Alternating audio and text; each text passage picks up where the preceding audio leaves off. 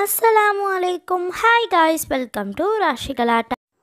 நம்ம இன்றைக்கி என்ன பார்க்க போகிறோம் அப்படின்னு பார்த்தீங்கன்னா, இட்லி தட்டில் இது போல் காசு போட்டு பாருங்கள், நம்மளோட வேலை மிச்சம். அது எப்படி வாங்க, அதுக்கு முன்னாடி சில டிப்ஸுங்க பார்க்கலாம். டிப் நம்பர் 1, நம்ம எல்லா பாத்திரமும் ஈஸியாக கழுவி முடிச்சிருவோம். ஆனால் இந்த டீ போடுற டீ பாத்திரம், பால் பாத்திரம் கழுவ ரொம்ப கஷ்டமாக இருக்கும். ஃபஸ்ட்டு நம்ம இந்த டீ பாத்திரம், பால் பாத்திரம் கழுவுறதுக்கு முன்னாடி அதில் இருக்கிற அந்த கப்பிலாம் இருக்கும் பார்த்திங்களா, அந்த டீ தூள் கப்பி, அதை தனியாக ஒரு பிளேட்டில் எடுத்து காய வச்சிடலாம். நெக்ஸ்ட்டு இன்னும் கொஞ்சம் அப்படியே அது ஒட்டிகிட்டு இருக்கோம்ல, அதை நம்ம சுரண்டி எடுக்கணுன்ற அவசியம் கிடையாது. அதை வச்சு நல்லா நம்ம தேய்ச்சி கொடுக்கணும். நம்ம நார்மலான பச்சை பஞ்சு வச்சு நல்லா தேய்ச்சி கொடுத்தோம் அப்படின்னா நல்லா பளிச்சுன்னு ஆகிடும். அப்படி இல்லைன்னா நீங்கள் இந்த டீ தூள் கப்பியை வச்சே நீங்கள் என்ன பண்ணலாம், அந்த பால் பாத்திரத்தில் பிடிச்சிட்டு இருக்க அந்த ஆடெல்லாம் அப்படியே பிடிச்சிட்டு இருக்கோம் பார்த்திங்களா, அந்த சட்டிலேயே. ஸோ நீங்கள் அந்த கப்பியை வச்சே நல்லா தேய்ச்சிங்க அப்படின்னா நல்லா பளிச்சுன்னு மாறிடும்.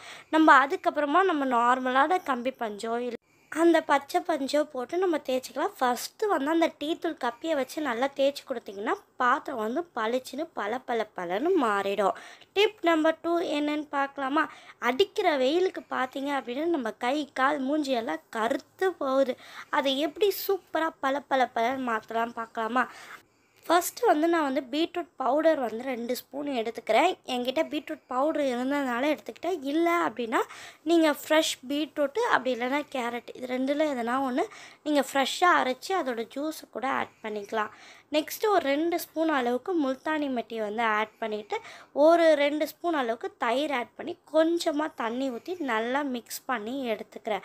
இப்போ இந்த சூப்பரான ஃபேஸ் பேக்கை நம்ம ஃபேஸில், கையில், காலில், மெயினாக நெக்கில் எல்லா இடத்துலையும் நம்ம அப்ளை பண்ணிவிட்டு நல்லா ஒரு 80% அப்படியே ஃபுல்லாக ட்ரை ஆகணும்னு அவசியம் இல்லை.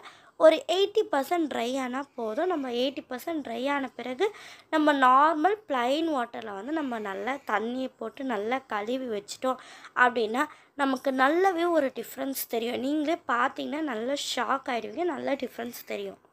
இது போல் வீக்லி ட்வைஸ் பண்ணால் ஸ்கின் நல்லா பளன்னு மாறிடும். டிப் நம்பர் 3 என்னென்னு பார்க்கலாமா? நாம் வீட்டில் என்ன தான் பிரியாணி நல்லா மசாலாலாம் ஹெவியாக போட்டு செஞ்சாலும் அந்த ஹோட்டலில் சாப்பிட்ற டேஸ்ட் வராது. அது எதனாலன்னு என்றைக்குனா யோசிச்சுக்கிறீங்களா? நம்ம எப்போவுமே வெங்காயம் வதக்கும் போதே இந்த புதினா கொத்தமல்லியும் சேர்த்து இந்த வெங்காயத்துக்கூடயே நம்ம வதக்கிடணும். இந்த புதினா கொத்தமல்லி வெங்காயத்துக்கு கூட வதங்கும் போது தான் அந்த ஹோட்டலில் வர ஃப்ளேவரும் அந்த ஹோட்டலில் வர டேஸ்ட்டும் வரும். கண்டிப்பாக ட்ரை பண்ணி பாருங்கள். வாங்க டிப் நம்பர் 4 என்னென்னு பார்க்கலாமா? இது உங்கள் வீட்டு குழந்தைங்க காயே சாப்பிட மாட்றாங்க அப்படின்னு நீங்கள் ஃபீல் பண்ணிங்கன்னா இந்த மாதிரி ஒரு நாள் செஞ்சு கொடுத்தீங்க அப்படின்னா வேணும் அப்படின்னு சொல்லிட்டு இன்னும் கொஞ்சம் கேட்டு சாப்பிடுவாங்க. இதுக்கு நான் கேரட்டு, பீன்ஸு, அதுக்கப்புறமா உருளைக்கிழங்கு, காலிஃப்ளவர், பச்சை மிளகாய், வெங்காயம், தக்காளி எடுத்துக்கிறேன். கொஞ்சமாக தேங்காய், அதில் உடச்சக்கல்லை சேர்த்து நம்ம நல்லா ஒரு பேஸ்ட்டாக அரைச்சிக்கலாம்.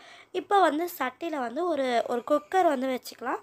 குக்கரில் பார்த்திங்கன்னா ஒரு 2 ஸ்பூன் எண்ணெய் ஊற்றி எண்ணெய் நல்லா காஞ்சதும் பட்டை, லவங்கம், கிராம்பு இது 3த்தையும் ஆட் பண்ணி நம்ம நல்லா நீளமாக அரிஞ்சு வச்சுருக்க வெங்காயம், உப்பு, பச்சை மிளகா, புதினா கொத்தமல்லி எல்லாத்தையும் ஆட் பண்ணிவிட்டு வெங்காயம் நல்லா வதங்கின பிறகு கொஞ்சமாக இஞ்சி பூண்டு பேஸ்ட் நம்ம ஆட் பண்ணிக்கலாம்.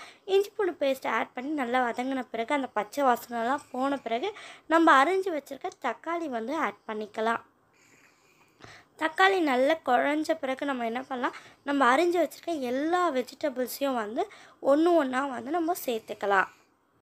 ஃபஸ்ட்டு வெங்காயத்துக்கு கூட கொஞ்சம் புதினா ஆட் பண்ணோம். இப்போ நல்ல புதினா, கொத்தமல்லி எல்லாத்தையும் நல்லா ஆட் பண்ணிவிட்டு ஃபுல்லாகவே நல்லா வதக்கி கொடுத்துக்கலாம். கொஞ்சம் நல்லா வதங்கின பிறகு கொஞ்சம் மஞ்சள்தூள், ஒரு 2 ஸ்பூன் அளவுக்கு மிளகாத்தூள். உங்களுக்கு காரம் அதிகமாக தேவைப்பட்டுச்சுன்னா உங்கள் காரத்துக்கு ஏற்ற மாதிரி நீங்கள் மிளகாத்தூள் ஆட் பண்ணிக்கலாம். நல்லா மிளகாத்தூள் நல்லா போட்ட பிறகு தண்ணி ஊற்றிடாதீங்க. கொஞ்சம் அந்த பச்சை வாசனை போகணும். அதுக்கப்புறமா நம்ம என்ன பண்ணலாம், நம்ம அரைச்சி வச்சுருக்க ஒடச்சக்கல்ல, தேங்காய், அதில் கொஞ்சமாக அந்த பெருஞ்சீரகம், சோம்பு சொல்லுவாங்கள்ல, அது ரொம்ப ஆட் பண்ணக்கூடாது. ஒரு 3லேருந்து 4 வரைக்கும் ஆட் பண்ணி நம்ம தண்ணி ஊற்றாத ஃபஸ்ட்டு அப்படியே அந்த வெஜிடபிள்ஸில் ஊற்றிட்டு ஒரு 5 நிமிஷம் அப்படியே பிரட்டி கொடுத்துட்டே வரணும். நெக்ஸ்ட்டு நமக்கு எந்த அளவுக்கு தண்ணியாக வேணுமோ அந்த அளவுக்கு நம்ம தண்ணி நல்லா ஆட் பண்ணிவிட்டு உப்பு காரம் பார்த்துட்டு நம்ம குக்கரை மூடி விசில் போட்டு விட்டுடலாம். நம்ம வந்து 3 விசில் வந்து விட்டால் போதும். இப்போ நம்மளோட சூப்பரான ஹோட்டல் ஸ்டைல் குருமா ரெடி ஆகிடுச்சு. இதை இட்லி, தோசை, சப்பாத்தி, பூரி எல்லாத்துக்கும் சைட் டிஷ்ஷாக வச்சு சாப்பிட்டோன்னா செம்ம டேஸ்ட்டாக இருக்கும்.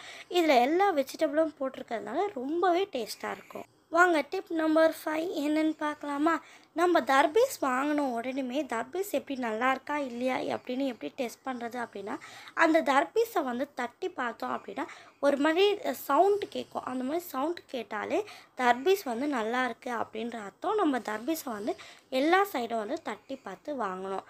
நெக்ஸ்ட்டு வந்து தர்பீஸ் வந்து கலர் எதனா இன்ஜெக்ட் பண்ணியிருக்காங்களா இல்லையான்னு எப்படி கண்டுபிடிக்கிறதுனா, நடுவில் வந்து ஒரு கலராக இருக்கும்.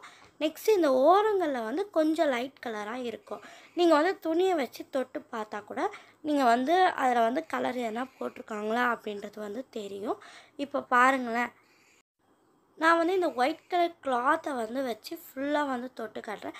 அதுக்கு வந்து அந்த தர்பீஸோட கலர் லைட்டாக இருக்கும். நம்ம டார்க்காக வந்து எல்லா இடத்துலையும் வந்து ஒரே மாதிரி கலர் இருந்தால் தான் நம்ம வந்து அந்த தர்பீஸில் வந்து ஃபுட் கலர் வந்து ஆட் பண்ணியிருக்காங்கன்னு அர்த்தம்.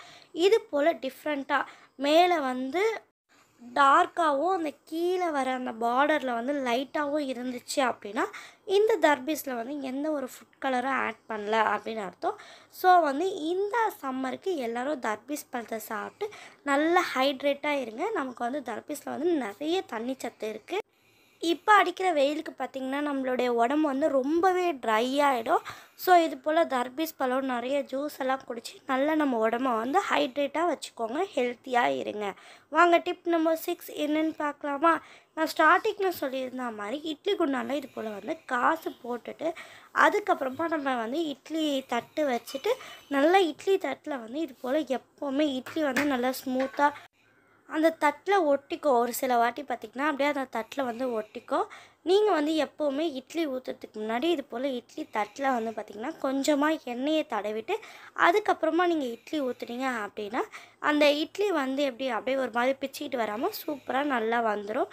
நம்ம எதுக்காக அந்த தண்ணியில் வந்து காசு போட்டோம் அப்படின்னு பார்த்திங்கன்னா, நம்ம அவசரத்தில் என்ன பண்ணுவோம், சில டைம்ஸ் வந்து இட்லியில் வந்து தண்ணி ஊற்றாமே அப்படியே இட்லியை வேக வச்சு நம்ம சட்டி ஃபுல்லாக வந்து தீய வச்சுருவோம். இது போல் நீங்கள் ஒரு 2 காசு போட்டு வச்சுருந்தீங்க அப்படின்னா நம்ம இட்லி குண்டானில் வந்து தண்ணி இருக்கா இல்லையான்றதை ஈஸியாக ஐடென்டிஃபை பண்ண முடியும். ஏன்னா வந்து தண்ணி கொதிக்க கொதிக்க வந்து அந்த காசில் வந்து சவுண்ட் வந்துகிட்டே இருக்கும்.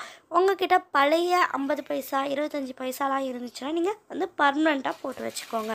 இப்போது அதோட சவுண்டு பாருங்கள், எப்படி ஒரு மாதிரி சவுண்ட் கேட்குது. இதை வச்சு நம்ம ஈஸியாக ஐடென்டிஃபை பண்ணலாம். இந்த வீடியோ உங்களுக்கு பிடிச்சிருக்குன்னு நினைக்கிறேன். மறக்காமல் ராஷி கலாட்டாவை சப்ஸ்கிரைப் பண்ணுங்கள். இந்த வீடியோ உங்களுக்கு மட்டும் இல்லாமல் உங்கள் ஃப்ரெண்ட்ஸ் அண்ட் ஃபேமிலிக்கும் யூஸ்ஃபுல்லாக இருக்கணும்னா அவங்களுக்கும் ஷேர் பண்ணி விட்டுக்கோங்க. தேங்க்யூ ஃபார் வாட்சிங். Keep supporting our channel Rashi கலாட்டா.